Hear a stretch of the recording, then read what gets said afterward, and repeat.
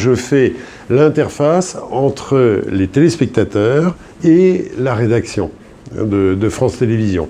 Quand un téléspectateur n'est pas content, ou est content d'une séquence d'informations, il peut m'écrire, me poser des questions, me confier une réclamation, et soit je réponds à ce téléspectateur, soit je me tourne vers la rédaction pour la prévenir de l'avis de ce téléspectateur et demander éventuellement des modifications. Et la deuxième mission, c'est d'être un peu le gardien de la déontologie, c'est-à-dire de la morale et de la pratique professionnelle.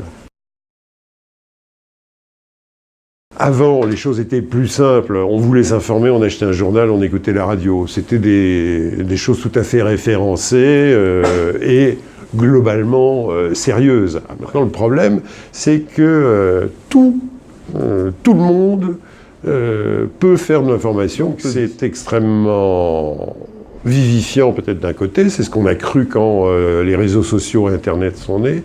On se rend compte que ça peut être aussi extrêmement dangereux. Donc c'est plus difficile dans la mesure où il faut apprendre aux jeunes générations, à utiliser ces réseaux sociaux, à être capable de déterminer ce qui est de la bonne information, ce qui ne l'est pas.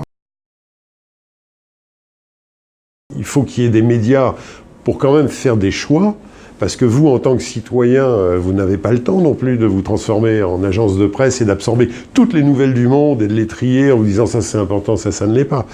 Donc ça c'est la première chose, mais la deuxième chose c'est la qualité de ce qui arrive. Donc je dirais pas qu'on est surinformé, il y a un risque d'être mal informé. Les moyens techniques permettent aux informations de voyager. Alors les informations c'est quoi? Les informations ce sont des faits.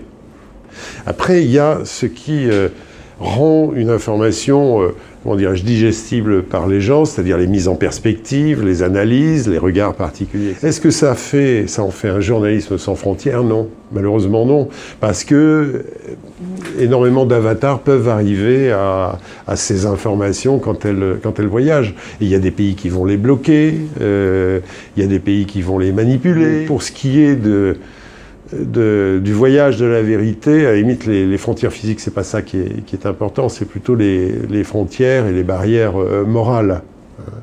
L'autocensure, la censure.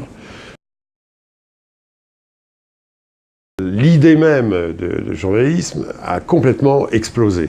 En quoi consistera exactement, concrètement, dans l'organisation, dans le travail quotidien, le métier de journaliste? Je suis incapable de le dire, je ne sais pas.